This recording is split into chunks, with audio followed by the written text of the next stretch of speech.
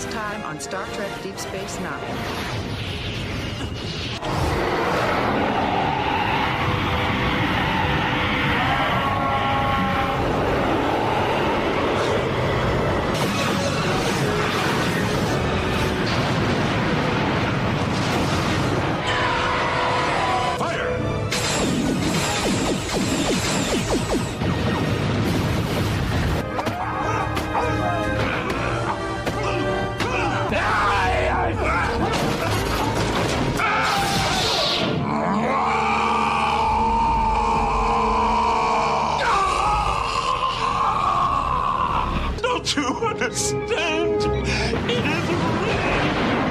Resonance. She's got attitude, and I think did we talk a little bit last episode about the fact that even second, 23rd century. What is this? This is on the 24th century, I think. 24th century. Okay, so 300-400 years from now, people are still talking smack about women. It just kind of like what example? So O'Brien says, "You've never worked with a female Bajoran before, have you?" Oh, jeez. He does, doesn't he? He does say that. So anyway, I'm hoping that that will progress a little quicker than that. But and now the conclusion. And who's going to be paying for all this holosuite time? I guess I am.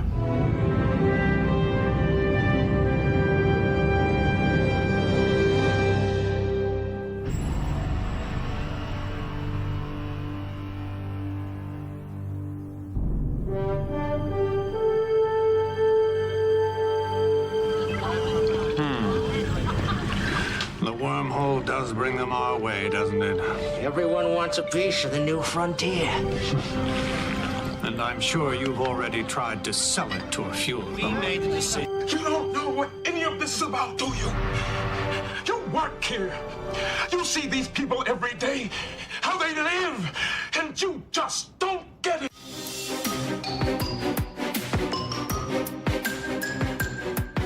Are your lobes tingling? They must be. It's either that or you're listening to Audio Umox, the definitive, I tell you, podcast about Star Trek Deep Space Nine. I am your co-host, Simon Van Gelder. And I'm John Christopher. My other co-host, which is redundant. John, how are you, sir? I'm doing well. Well, we managed to get through the first two episodes, which were the expository emissary episodes, plus the probably overly long history and reaction to Deep Space Nine. Yes. Well, we'll work through that, and maybe we should revisit that episode at some point in the future and take another look at it. Maybe that would work. That's a good idea. I mean, we have 176 episodes, I believe, something like that. Should keep us busy for a little while. We aim to do this weekly, with time off for some holidays and or personal crises, or if our therapist is out of town, whatever. But we do intend to do this. But again, John and I, if you didn't tune in the first couple episodes, we are some longtime Trek fans. I, Simon, am probably a more diehard DS9 fan, whereas John is rediscovering DS9 after he basically watched it on deployment when you were in the Army, correct? I did, and I would say, honestly, a bit more passive a viewer of the show. Now, as I've started to dive back in, am truly becoming much more interested in the show and its characters, and I think I have a new appreciation for it. Cool. And what's interesting is, what you'll get as a listener to this podcast that you might not get on other shows that are trying to tackle Deep Space Nine is that you'll have somebody who's a diehard fan who is very solidly in that column, and you'll have somebody who's kind of looking at it with fresh eyes, with an appreciation. Don't get me wrong, right. But perhaps a little more of a there's some newness. There's some newness. The objectivity of the new. And I don't even know, I just made that up. But the authenticity of the new. Yes. Speaking of which, all of that became before this episode of the podcast, which is, of course, Audio Umox. And if you don't know what Umox is, well, we can't help you with this. You're old enough to know better. That's all I can tell you. Everything became before this episode is Past Prologue. And, oh, my goodness. That's right in. Happens to be the episode we're talking about. And Past Prologue, of course, that is taken right out of Shakespeare, correct? Jean-Luc Picard himself would say that was from the Tempest, right? Tempest, that is correct. How about that? Show me the magic. Show me the magic. The Tempest. I always think of John Cassavetes. Do you remember the remake of that with Molly Ringwald and John Cassavetes? He would just kind of look up at the sky and go, "Show me the magic. Show me the magic." Nothing like a Brookman accent doing Shakespeare-y kind of, "Show me the magic. Show me the magic." Anyway. Very good. All right. Well, as is our custom, and we're kind of finding our way here, folks, and we're trying to get our format nailed down, but we kind of want to share the plot a little bit, and we'll just talk through it. A couple of buddies having a couple of drinks, and but before we get started. But first, the Tranya. So, John, what's your Tranya tonight? My Tranya is a delicious spiced rum with some Coca-Cola. Lovely, very Yes. nice. Yeah. Is it tasty? It is. It is. It's a nice change of pace. I'm typically a vodka kind of guy. See, that's what I thought. Yeah, it's unusual. But decided to change things up. Wanted something a little more of a dessert drink. So rum and Coke is a nice fallback. Kind of reminds me of Jamaica. A little trip that we took. We took our cadets to Jamaica last summer, together. And that's it's interesting because here we are recording this around the end of April of 2017, and it's been unseasonably warm. Thank you, chlorofluorocarbons, and the mind does turn to rum a little bit at this time. When it's warm. And my Tranya tonight is the classic. It is a vodka martini. It's actually my variation on a Vesper, and I'm drinking. I'm actually cheaping out on the vodka, to be honest with you. It's 360 vodka. No, it's not. I'm sorry. I beg your pardon. It's 3 Olives vodka. Okay. It's okay. It's cheap. It's okay. With a hint of Lillet and a little bit of Gordon's gin. It's kind of a mixed. It's kind of my muddled up version of a Vesper martini, and I'm on my second 4-ouncer right now, and I'll finish it up as we record. Sound good? And drinking it out of a beautiful Nick and Nora, right? A Nick and Nora style martini glass. Thank you, sir. What are you drinking? Right. Your what is it? That a rocks glass? Just a good old rocks glass. Yeah. Get your rocks off there. That's Chuck. right. You know. Nice heavyweight glass that if I get too drunk and drop it on the floor, it's going to handle it. Well, there you go. Well, all right. Well, I think that Shall we dive in? We've got the Tranya out of the way. Why don't you go with the show, and we'll just go. Oh, okay. So just as a general plot rundown, is it Tone Loc or Tone Loc? I thought it was Tone Loc. Because he's got the funky cold. There's some funky cold Bajorans. Bajorans going on. So. Yes. So he's a Bajoran terrorist. He's during the occupation of the Cardassians. That neck action. Mm. Yeah. He asks Sisko for asylum on DS9, and the station's last Cardassian inhabitant, Garrick, former spy for the Cardassian government, proves an interesting mystery to Dr. Bashir. So that's that was what TV Guide posted in 1993. Oh my God, that's the tease. That's actually was the teaser for the episode. Well, let's break it down. So Garrick, played by the great Andrew Robinson, who by the way was one of 3 finalists for the part of Odo. Oh wow, I did not. Yeah, did you know that? Well, it was between Andrew Robinson. Garrett Graham, who, if you are a fan of Phantom of the Paradise, he was in that, and Used Cars and a lot of great movies, and of course Renee Auberjonois, yes. who who got the job. It's so funny how the cast of Benson seemed to reconstitute the Star Trek series. But Rene Auberjonois got it, but Andrew Robinson was up for it, but he got Garrick. And yeah, Garrick, who is just a simple tailor, yeah, right. Come on. The more somebody protests that they're simple, the least. Just plain Garrick. Just plain Garrick. Give me a break. Yeah. But I think young Bashir Alexander Siddiq, or he was going by Siddiq El Fadil, which is his real name at the time. He changed his name like 3 seasons in. He's the nephew of the great actor and killer of Kirk, Malcolm McDowell. Oh wow. Yeah. Soren, who killed Kirk on the bridge, not of the Enterprise, but the metal bridge in the desert. Yeah.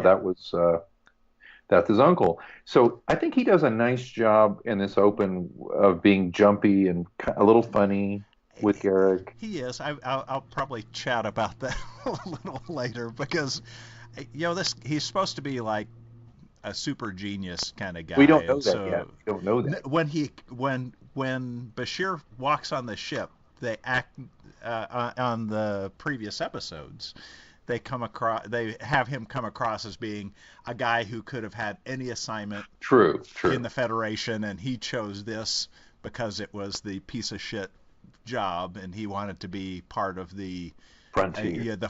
The new frontier. Fair enough. Okay. But so if you want to just cover the plot and then we come back to it, that's fine. I don't want to interrupt you. If you want to just so that's it. I just wanted to kind of jump into the episode. And, I do. And so opening scene is Garrick meeting Bashir at the Replimat, right? But not Quark's Bar. It's at the Replimat, where you're probably more likely to have a breakfast or a lunch instead of a. Okay, so I just want to kind of get into this. Okay. Again, I'm the more passive viewer. I don't have the in-depth knowledge. So is the Replimat like, what makes a Replimat replicator better than the replicator that's like just in your room? Is this just like fast food? It's just replicated. Now that's a good point. Now, I was going to say, I thought you were going to say what makes it better than just going to Quark's Bar. Well, there's markup, obviously, Quark's. So yes. Pay me more. Yeah. But I think the idea of the Replimat versus just eating in your room is social. You can be social and see people. He's eating alone. It's like a. Can you do your laundry at the Replimat? And I'd hate to hit the wrong button and end up chewing on like Morn's underwear. But you make a good point. I don't know. That's a good because point. It did seem a little odd because he was eating alone. It makes sense to go to fast food. Sure. To meet someone there, but it just didn't make a lot of sense to me. But again, I think Bashir just. No, I'm not. By the way, your point is well made, but I think Bashir is just looking for ass, and so he's not going to find ass in his room because he couldn't find his own ass with both hands at this point. He's so naive. Yeah. So I think he's just out to be seen. He's new and he's hot and he's young. That's and true. He's a cheap people medical. Watching. Yeah, people watching. So here's the thing about this. So Garrick literally puts his hands on his shoulders, introduces himself, sits down. He's creepy as hell. Yeah. So was he trying to pick up? I thought at first he was trying to pick up Bashir. I'm sure we find out later he's not. No.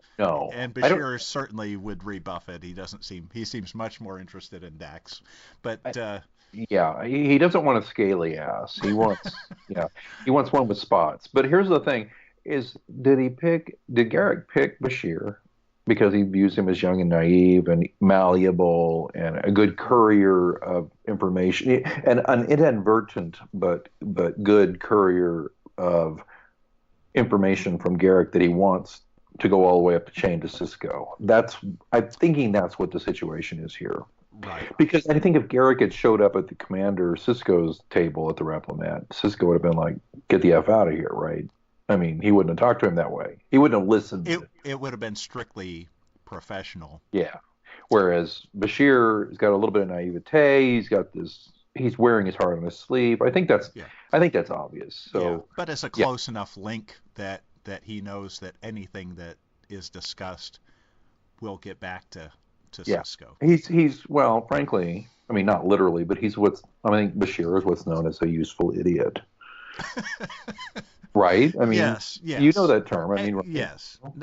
Yeah. He is an maybe an unwitting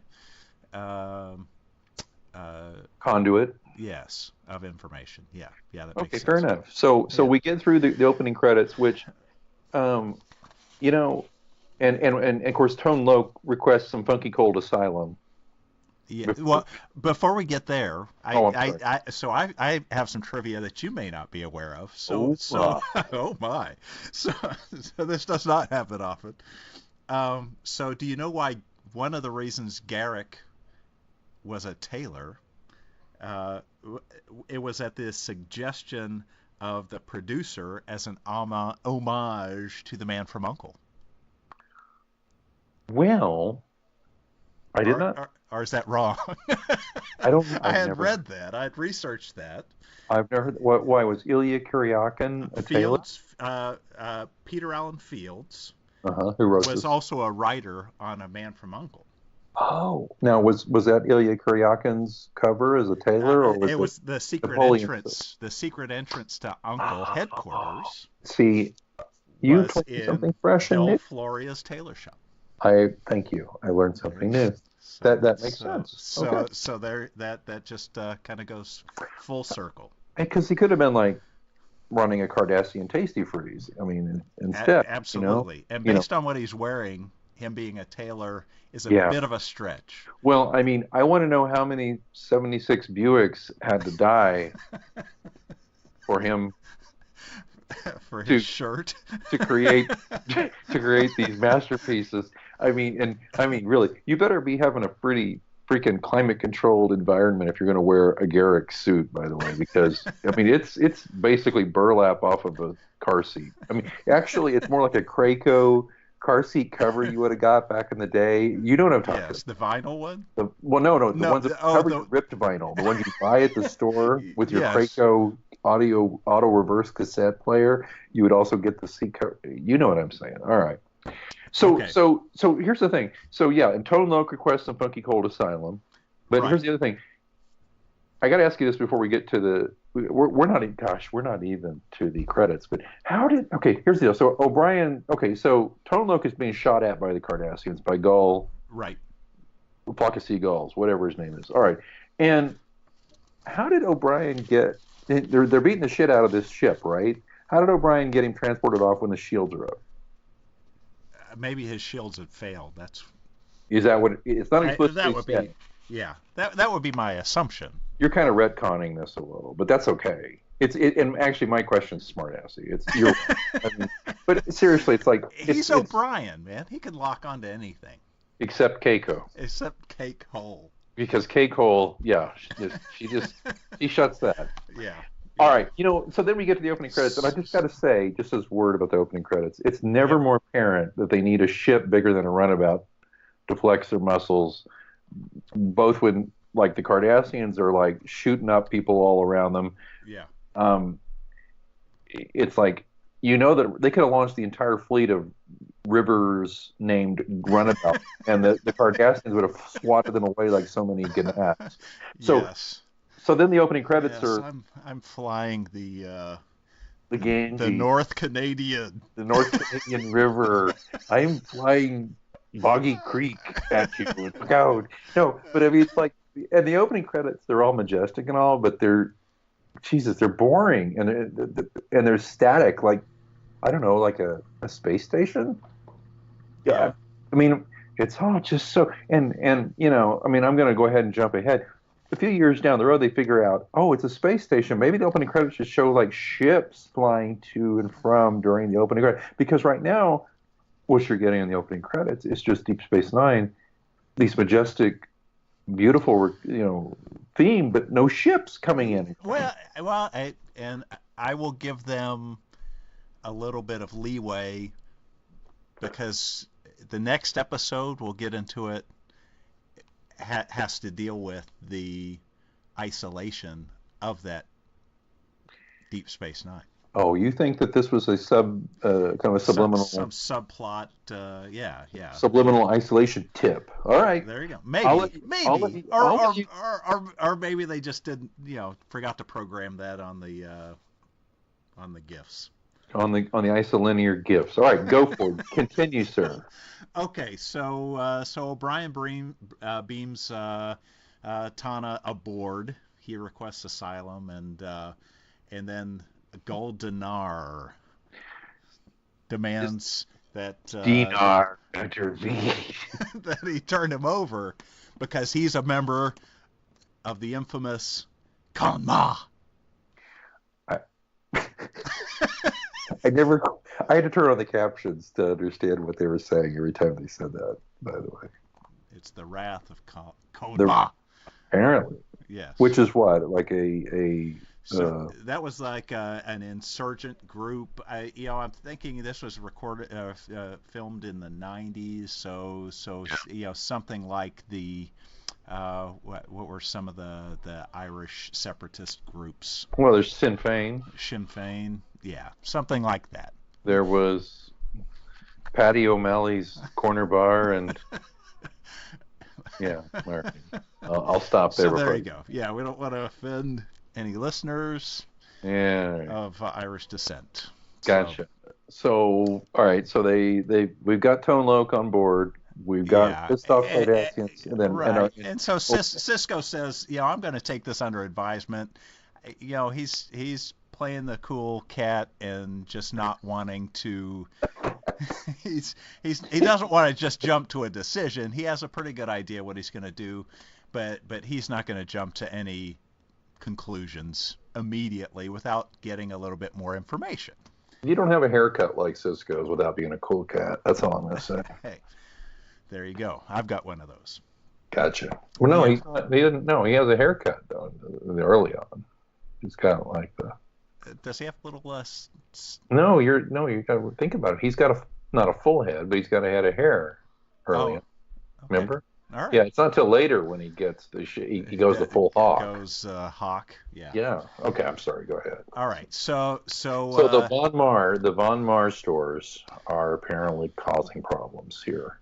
So Tana gets sent to he's in pretty bad shape, and they send him back to have Bashir take a look at him, give him the once over. Not pretty. And so at this point, Kira's pretty ticked off. Okay. And when is she not? I mean, I'm sure it had something to do with the fresh haircut. But which she needed because she's a freedom fighter. She didn't have time to style her hair. Just ask Nana, visitor. Nana. That was her idea. No, it's. I saw her at a Trek con. She pronounces it Nana, but I always wanted to call her Nana. Na. Okay. Oh. So in her fit of anger, Kira has she Skypes Admiral Rollman. Yes. And that's just bad news. You just don't do that to your boss. You don't go over the boss's head and Skype Admiral Rollman, even if she is Spock's wife. Hey, that's another piece of trivia that I had that I assumed that you knew, but anyway, yeah. So Susan Bay. Sorry, buddy. No, it's good. It's good. You're the man of knowledge. So so after this conversation, it looks like everything's going cool. Kira and Tana are really start discussing and debating the Federation as an occupying force. I found that pretty interesting. Yeah, but the Federation is not an occupier, Bajor, but Tone Loc thinks it is, but exactly. It's not. Yeah, it's not. It's there as a facilitator, partner. but one man's facilitator is another man's occupier. Or Hot Saturday Night. There you go. Saying. So they have this discussion, and it becomes obvious at this point that, to me at least, that Tana is really not leaving Kanma. Or shopping at Von Ma. that he's might be a regional joke. That he's whether or not he's violent may be debatable, but he's definitely still wants Bejor to be separate from everyone. Oh, you're pronouncing it like beef stew. It's because Patrick Stewart was all about Sir Patrick Stewart. He was always Bejor. Bejor. But even Tone Loc, I noticed, pronounced it differently 2 or 3 times during. It's like they didn't really quite have that down. Yeah. Just like here's an easy way to remember. I'm from the planet Earth. Yeah, Earth. I mean, here's how you remember it. What do you like to eat with your breakfast? Not bacon, but bacon. That's how you remember. Not Bejor, but Bejor. Or Bejor. There you go. Okay, very well. Yeah, very good. So, yeah, they're having this out. And has Goldinar come and yelled at Picard, or not Picard, Sisko yet? Are we there yet? Sorry. I think I may have missed that. So, yeah, I mean, there was obviously the discussion about the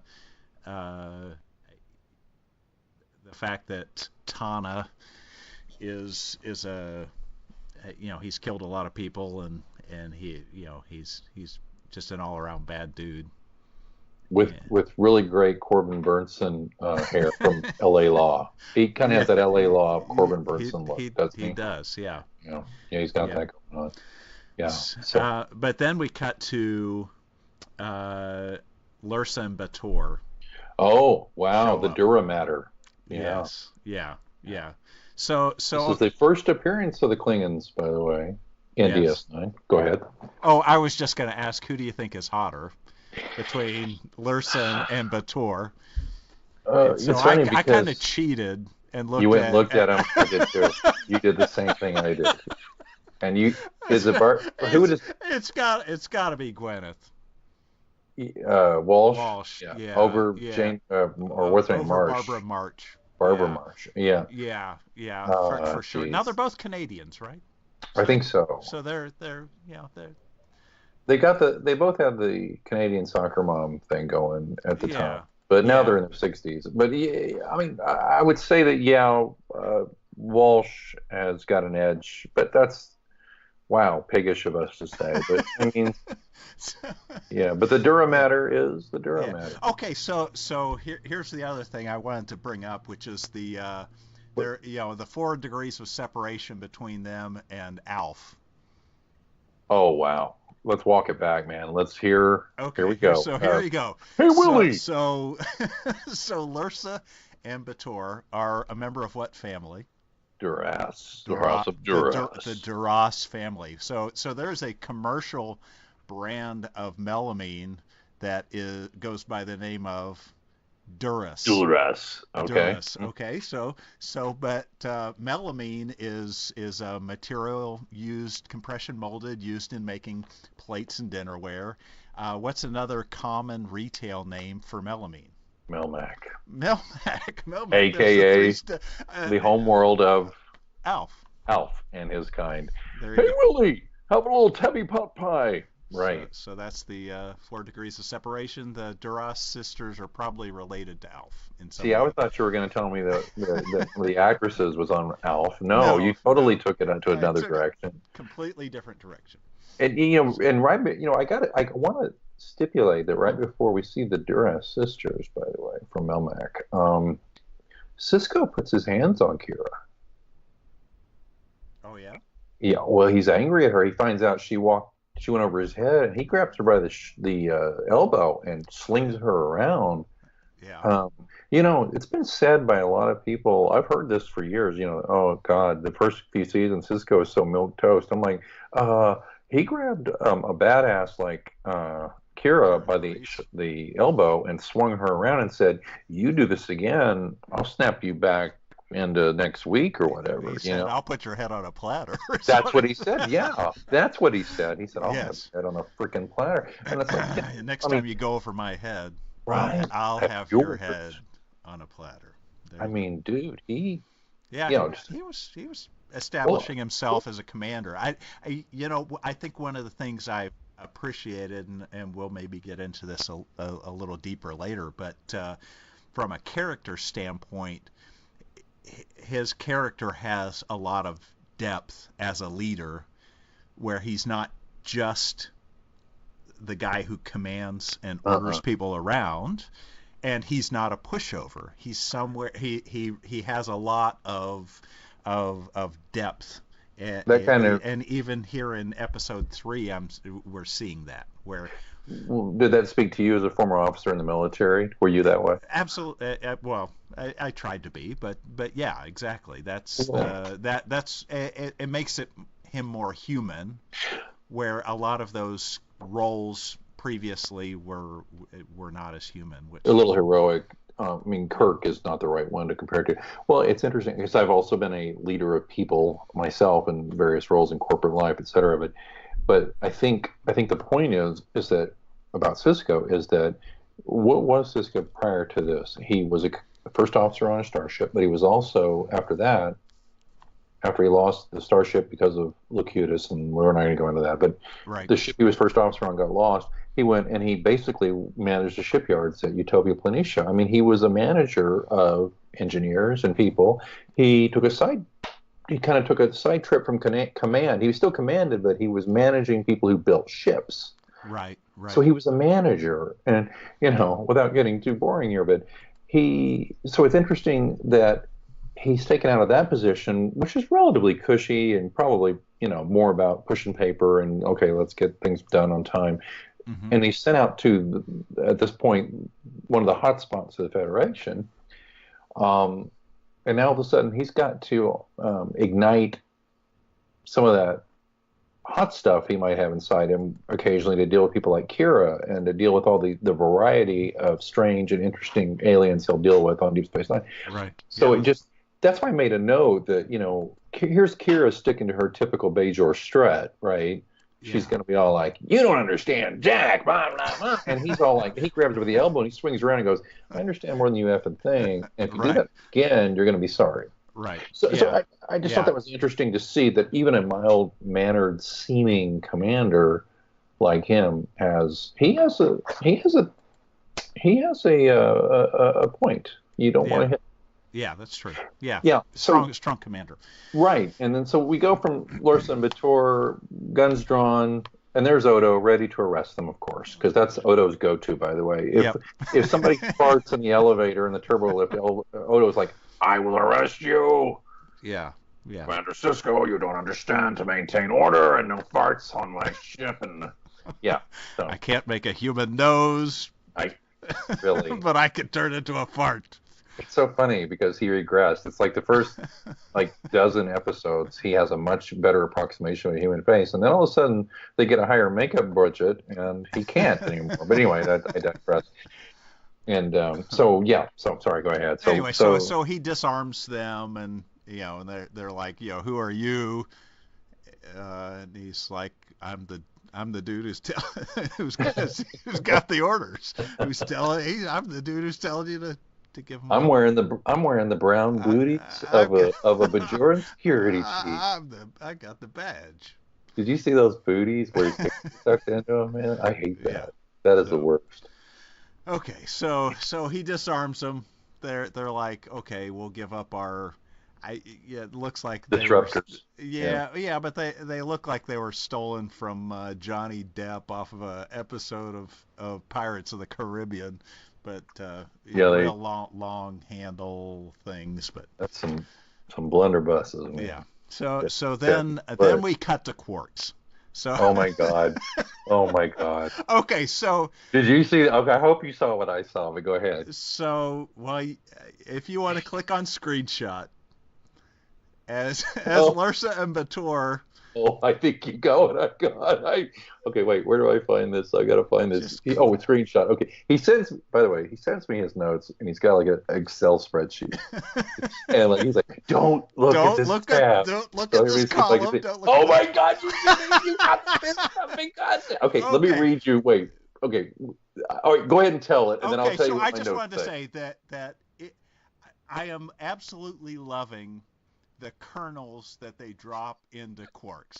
It's always something crazy. So in the first episode, they had the guy playing the spa rocks, the Japanese spa stones with the dildos,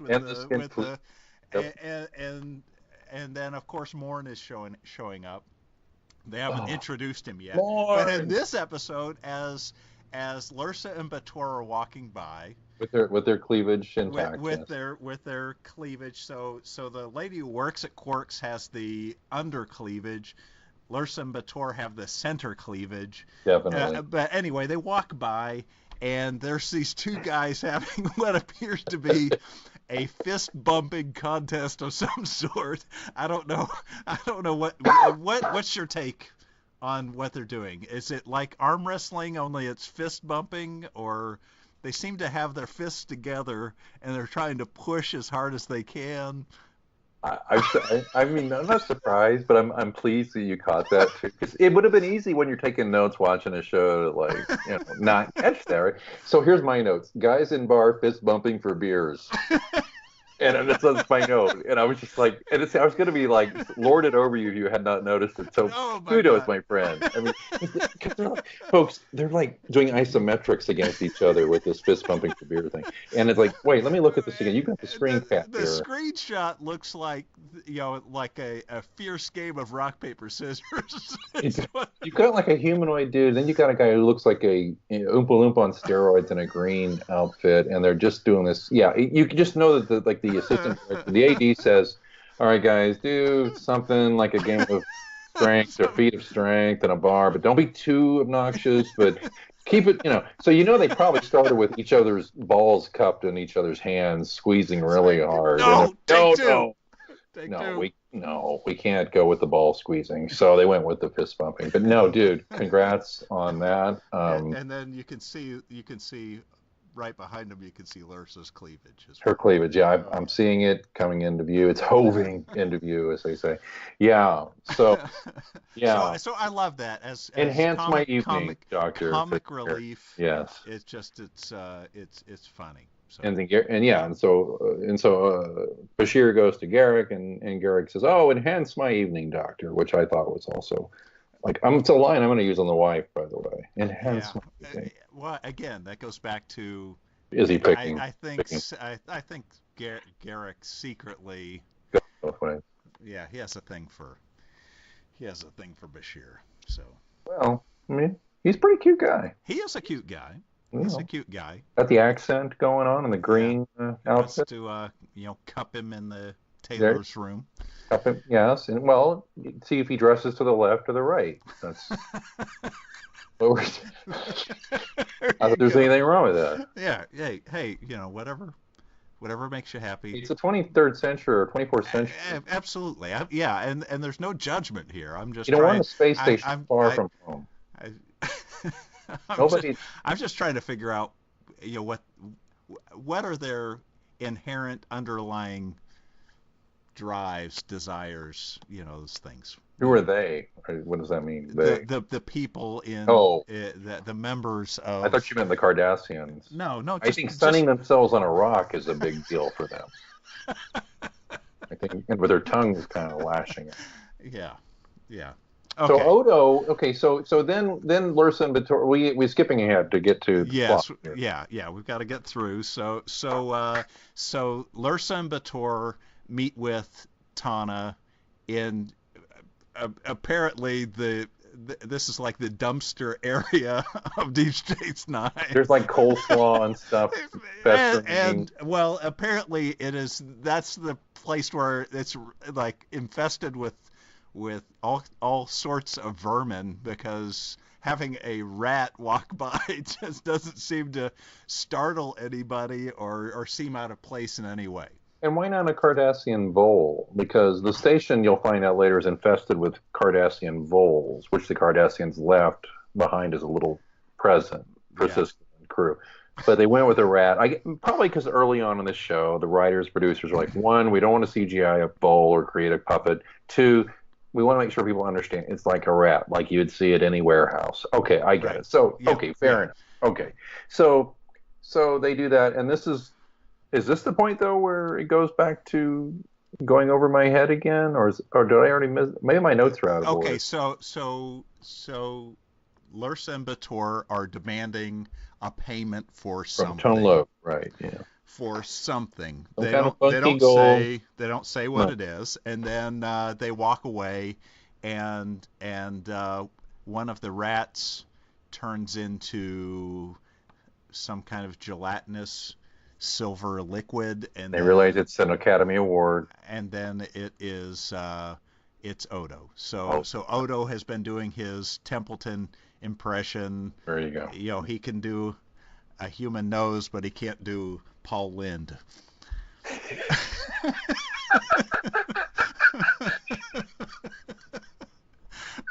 He can do...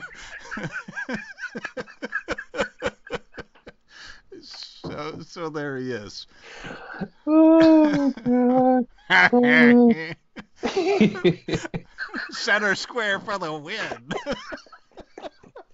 I can't do a Paul Lynde impression either. It's funny that you can. Oh, my God. If only Paul Lynde had lived as long as Charles Nelson Riley. Oh, there you go. So, because Charles Nelson Riley guested on the X-Files and Millennium, and if Paul Lynde had guested on DS9, oh, it would have been perfect. Go ahead. I'm sorry. Go ahead. Okay, so that was the end of that scene. So Odo now knows something's going on. That Tana is he's got something brewing that's unsavory and the Replimat couldn't make taste good. And so Odo would tell Cisco this, right? He turns in himself. And I noticed, by the way, that they really should have shaved Odo's neck a little better. The way it's I think lit, it was some remaining rat hair. I think it was. So anyway, so then we go to Garrick's place, and there he is, slaving away, making clothes out of old car seats. There's a nice shot from the director, though. If you look, they shoot like the opener here in the mirror. Did you notice that? It's shot in the tailor's mirror. So you see Lursa and Bator and their boobs, and then you see Garrick in the mirror for the first 20, 30 seconds of the scene, which is kind of an effective way to shoot the scene. Oh, I thought it was good. And that's where you get Garrick telling them, they're like, screw you. And he's like, hey, everything's negotiable. And he does like the let us jazz hands haggle. Did you notice that? Well, say what I liked, having gone to Asia a couple times and having to negotiate when I'm buying. They do jazz hands? No. Oh. I negotiate when you're buying souvenirs and things, and you're shopping in the street markets or they don't talk price. They type the price into a calculator and then show it to you. What's that all about? So it seems to be just the methodology for negotiating. So you then take the calculator and you hit the clear button and you put in a different number and you hand it to them and you say, is this good enough? I know what you did, though. You typed it where it'd say upside down boobs every time. I know you. Yes, boob. I want boob. Give me a shirt that shows under boob and center boob. Center boob. And we'll negotiate on the side boob. I can't figure out what the title of this show will be after recording already this far. Is negotiate on the side boob maybe the title of this episode? But go ahead. Okay, so but let us. So we jumped ahead. We didn't. We really didn't go talk about Garrick inviting Bashir to come get a new suit. And then skip Bashir, that. I'm sorry. Then Garrick invited Bashir. It said he was wrongly basically invited. First, they're hanging out at Quark's people watching, which enhanced my evening. Yes, yeah, and said, hey, you look like you need a new suit, which that's kind of a left-handed compliment at best. Yeah, and you don't especially see coming from a Kardashian. Right, with the I've got a 72 Impala. See, let me just tell you, you look great. I mean, you're skinny guy. I could make you 2 suits out of that. And I want to tell you something. It's the best fabric Detroit has to offer. And I think you really enjoy it.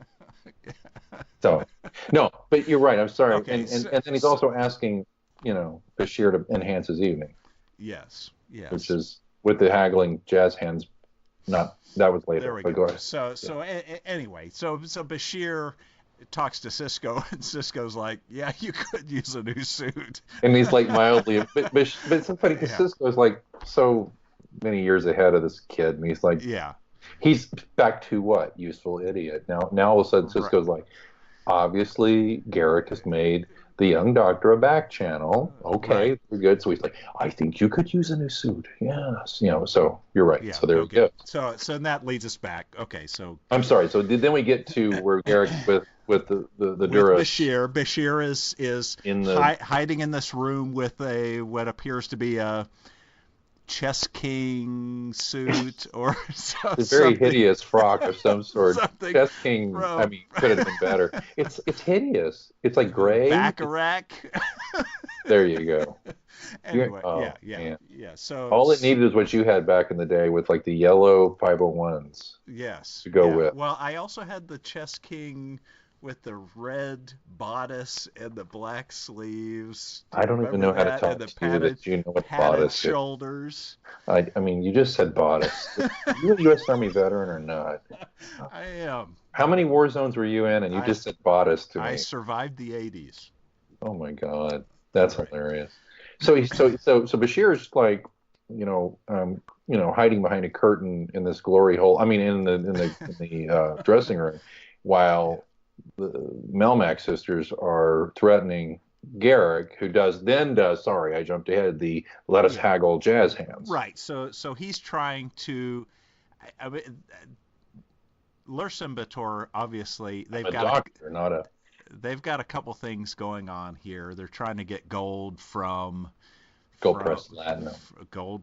Pressed Latinum. Yeah. From Tana, but they're also trying to sell him out on the side to the Cardassians. So after they get their gold from Tana and his cohorts, they want to get some gold pressed Latinum from the Cardassians for giving him up, and then they're trying to raise money so that they can take over the Klingon Empire, right? Well, I mean, they're all just trying to keep up with the Cardassians. That's what this is. There you go. So Bashir hears all of this, and they're basically trading gold-pressed Latinum. They find out that Tana is trading gold-pressed Latinum for Bellitrium. Right? Isn't that the stuff he's wanting? Is that or Betamucin? One of the others. Metamucil? Yeah, that too. It's something. And So here's where you and I were talking briefly earlier. There's got to be some kind of a Star Trek related term for calling bullshit. Okay. So you think of those episodes in Star Trek where they have two believable things and then one that just is complete bullshit. It's kind of like when Captain Kirk would say, well, you'd be right up there with the tail of the Hun, Hitler, or Promix from Cestus 3. Exactly. Okay. Exactly. Okay. Gotcha. And it was obvious that maybe the third one was wrong. Was wrong. Was fake. Or it was completely made up anyway. Bullshit, yeah. Okay, so here's my thing. So Dr. Bashir, wouldn't he, as a medical doctor, have taken some rudimentary chemistry classes as he was taking, learning medicine? Or was he able to sub-tricorder repair for chemistry class? I'm going to say that's a rhetorical question. But you continue with your okay, so thesis. Just follow my train of thought here. Yeah, thank you, Samuel Cogley. Please continue. Okay, so the Jeez, John Christopher. Apparently Bellitrium plus an antimatter converter equals intergalactic car bomb, right? There you go, intergalactic car bomb. I like that's better than painful gas. Yeah. Okay, go ahead. Yeah. So venting plasma. But wouldn't a medical doctor have enough understanding of chemistry to know that Bellitrium was some kind of bad juju stuff? I mean, I'm gonna give him the benefit of a doubt on this because he's so naive and young. I mean, if we want to retcon this and go all the way to the seventh season and look back, yeah, he should have known probably. But I'm gonna give him the benefit of a doubt. And there's all, we're gonna have to always throw out the advance the story card here, Okay. But because clearly, okay, wait, if Garak, let's say, had approached Miles, that would not have, because Miles, who had fought as a soldier against the Cardassians before he became an engineer, that's a non-starter. He wouldn't even talk to Garak. He would have just said a big F you and given the two fingers. Yeah. So that's not going to work, right? Dax has lived too many lives and knows better, so she wouldn't have fallen for his bullshit, right? Sure. Yes, Fair enough. Yeah. Kira is just too busy with her Bajor strut to talk to anybody who's Cardassian at all. I mean, if you have a neck like a Cardassian, she is not talking to you. Yeah, the Cobra Kai forehead. You mean Spoonhead? The Spoonhead. Yeah, there you go. Yeah. So and then you have Cisco, Spoonhead. It's too bad we got the measurements mixed up on that Spoonhead thing. I put inches instead of feet. All right. No, but seriously, so think about it. The cast of characters, it goes down. So the naivete works for Garak. Yeah. With Bashir, with our man Bashir. Right. And he seems to genuinely like him. Who likes who? Garak likes Bashir. And Bashir likes the attention and the intrigue because he isn't getting anything from the ladies. So he's like, if I can get a little bit of that Spoonhead action. Yeah, I'll work with it, whatever I need to work. Whatever it takes, right? 210, 220, right? Yeah. Bashir even says at one point, "I'm a doctor, not a," and he doesn't get to finish. But there's a little bit of a throwback, a little bit to Bones there. You got a little bit of the bone. So. Very good. Yeah. Okay, so then it goes over to. Everyone's kind of in. Everyone knows what's going on, and so they're now going to create this, what I consider a incredibly dangerous sting operation to catch Tana. Yeah, well, you get Sting in anything because he's mercurial, that guy. I mean, Fields of Gold's all laid back, but trust me, there's a synchronicity too, just waiting to pop out. Fields of gold pressed latinum. There you go. So they create this sting operation where they can't just arrest the guy, so they've got to make sure that he's got not only the bellitrium and the antimatter converter, so they're going to go, let him go on this runabout and get all the stuff all at one place and then arrest him. So when he's now got all the components of a giant bomb in his hands. So let's let him run with it. Yeah. So he gets on the Yangtze. Yeah. Meets the Klingons. Right. Gets his bellitrium.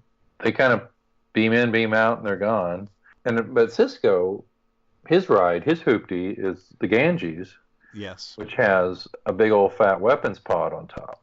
The Yangtze might have the hydraulics, Yeah. But the Ganges has some firepower. Yeah, nice. Did you notice that? Did you notice the difference? Not a whole lot, no. There's a big weapons pod on the roof, which is like a photon torpedo thing that you don't have on just every little runabout. That's got a roof rack. He's got a roof rack with some shots. Like a Thule roof rack. What? That's one of those aerodynamic roof racks that us middle-aged people put on top of our Chevy Equinoxes when we're driving across country. Is it made of Melmac? It's made of, I'm sure, plastic of some sort. Gotcha. I would say carbon fiber, but it's probably just plastic. All right. So you have two runabouts, one a little more heavily armed than the other. Tone Loc and some major Kira are on one of them on the Yangtze, and she's figured out that he's not. He's got the Corbin Burnson LA Law hair, but he's not a cool dude. Right. And then you got the Ganges with is that Cisco and Dax? Is that who's on that? I'm trying to remember. No, it's O'Brien, right? Cisco and O'Brien, right? He's got the Chief. Yeah. Yeah, they make chase. And Chief's just happy to be away from Keiko. Because let's face it, Keiko is not she's very not. nice. Well, she's just not. She's unhappy right now. There's When not is she a, not not a unhappy? lot of plants, and we'll get to that on Man Alone, right? Okay. You're right. Fair Yeah. enough. Okay. She's not happy. Yeah. So he's trying to get away from the Keiko. Shut your wormhole! And so the Ganges makes chase. They're about 2 minutes out. The Kardashians appear out of nowhere. That damn Chloe and can we just take a little? Can I just say, by the way, how lazy the whole franchise is with the Bird of Prey? First of all, and how tired I am of. Okay, first of all, just so everybody understands the context, I believe the Bird of Prey, the model, the Klingon Bird of Prey, the ship, Yes. was actually supposed to be a Romulan, because if you go back to the original series, the Bird of Prey was the Romulan ship. They created a Romulan Bird of Prey for one of the movies, and then they decided, we need to make it as Klingons, not Romulans. I don't remember why. So they just changed it to the Klingon Bird of Prey. And then they used that freaking model, which is really, it's a little bit bigger than a scout ship, yet it was kicking like Starship-sized ship ass, like it destroyed the Enterprise in Star Trek 3. And then it's just like, I miss the old big cruisers, like from the original series and the first motion picture. And I mean, you don't really see big, heavy Klingon cruisers again till what, Star Trek 6? So I just had to say, I'm sick and freaking tired of that model of that stupid Bird of Prey, which is supposed to really not be that big a deal, but like they make it look like those ships are like the shiz, man. Well, I mean, the fact that they can kind of disappear, that's pretty cool. You got to admit. No, it is cool, but don't you think they got a little lazy with the Bird of Prey? Sure. I mean, they're basically, if you were to kind of equate it with like today's modern American Navy, the heavy cruisers would have been like the battleships, and like the Bird of Prey would have been like a destroyer.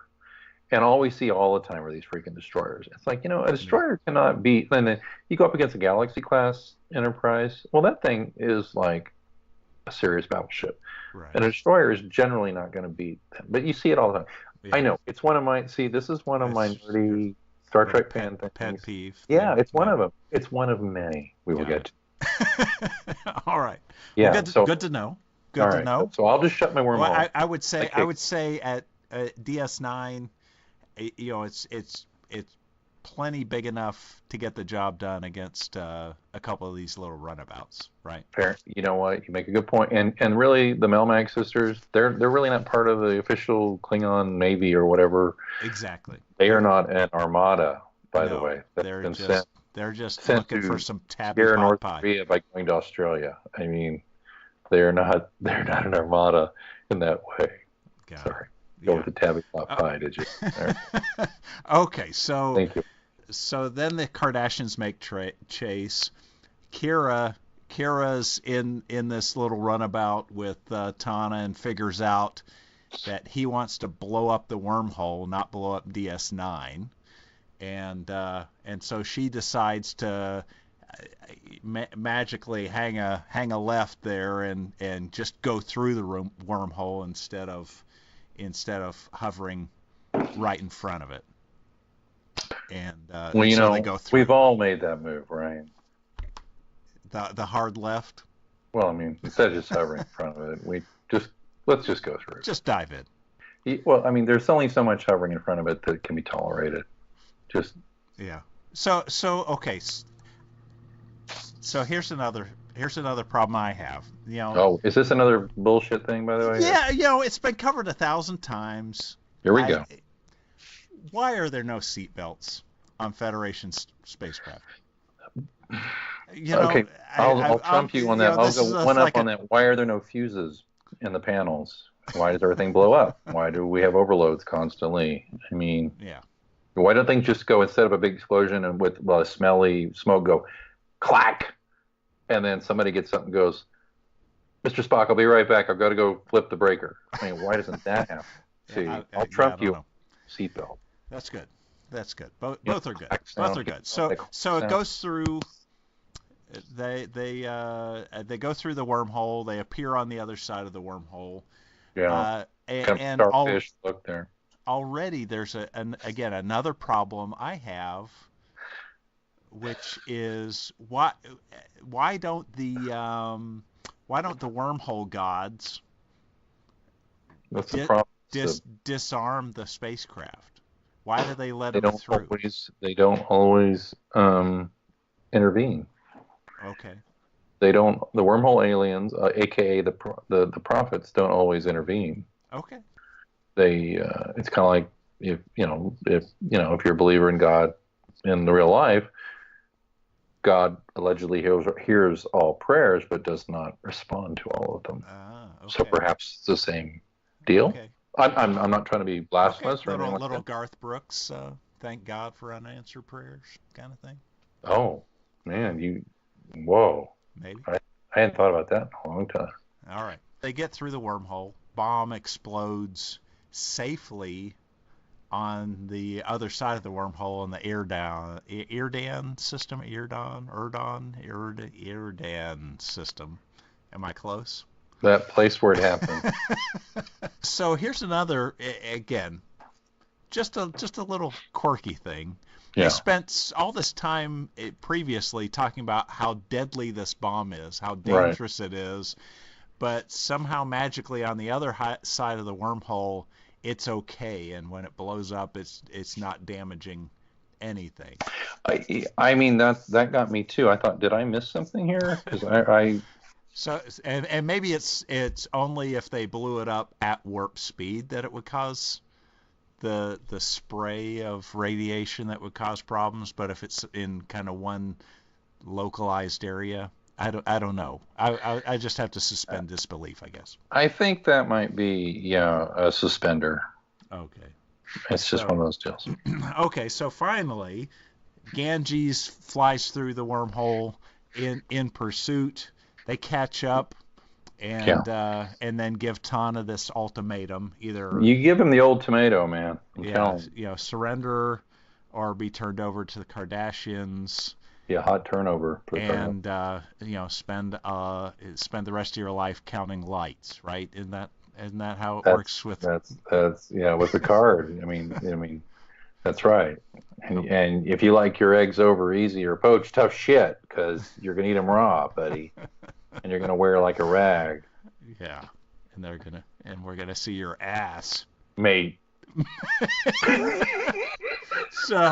So Tana is visibly scared after all the scars he had from some Cardassian implants that he just gives up. So well, wait, no, there was a fight. There was a battle where Kira's kicking ass, and she would have won sooner if she just punched him in his orbs.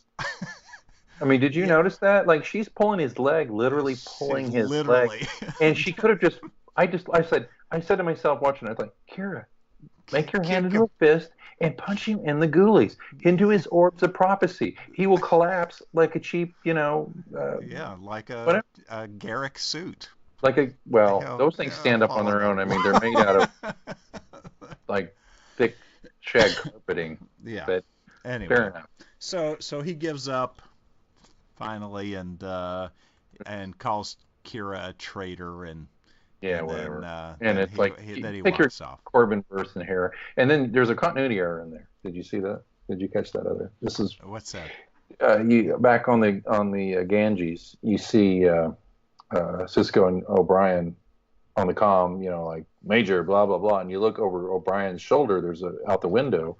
There's the other runabout that Kira and Tone Loc are on. It's not the Yangtze, it's the Ganges, because the weapons pod is visible. Ah, I did not see that. But I did find it funny that the other runabout pulled in front of it like it was a cop car trying to keep. With the lights. There's no lights on or anything. He pulls in front of it like you can't go backwards or go up or down. It may be space and shit, but yeah. And by the way, I'm wearing my body camera, and I mean, you're totally right. It's hilarious.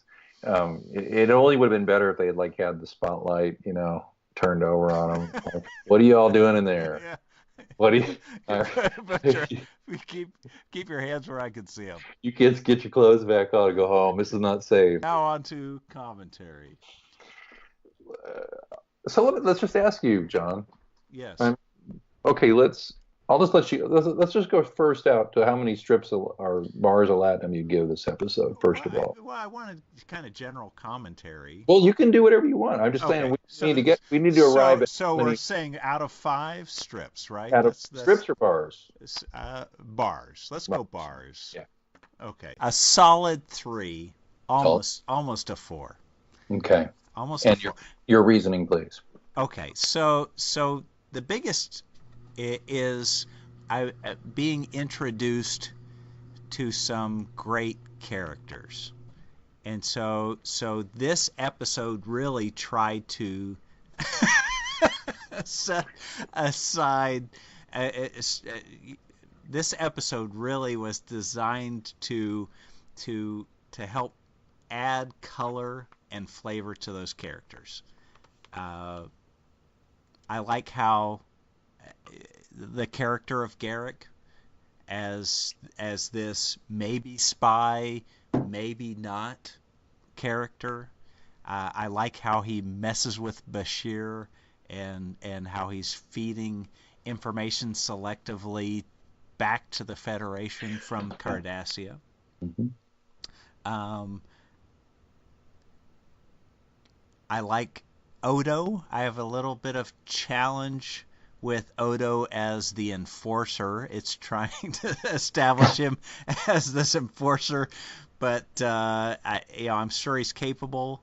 I'm just not aware of too many bullies named Renee. Is that true? I think you'll get there, but yeah. And then the Kira and Cisco dynamic is interesting, and I liked how Cisco, as we discussed earlier, was establishing himself as a good leader, not just a commander, but a leader, a person who would do the right thing, even if it was painful, even if it was not the politically right thing to do. And I like the dynamic between the two of them, where he's trying to allow her to be this liaison to Bajor, mm-hmm. and represent her people while still keeping a fairly strong command. So that I like. Now, the negative in this episode, I still have a tough time with Bashir, for being such a smart doctor, him being as naive and as gullible and slow as he was portrayed as being in this episode. I thought was a bit much, but it was. And I forgot to ask if you had a favorite scene or quote from the episode too. Okay, so my favorite quote was early on, Garrick to Bashir, when he says, an open mind, the essence of intellect. I thought that was just That's really good. Interesting, and it was also politically expedient for Garrick to compliment him, to help help expedite that connection and the communication flow to Cisco that it needed. I couldn't agree more. I see, and the thing that you find with Andrew Robinson's portrayal of Garrick, which they left a lot of it up to him to really flesh out the character, is that there's such texture.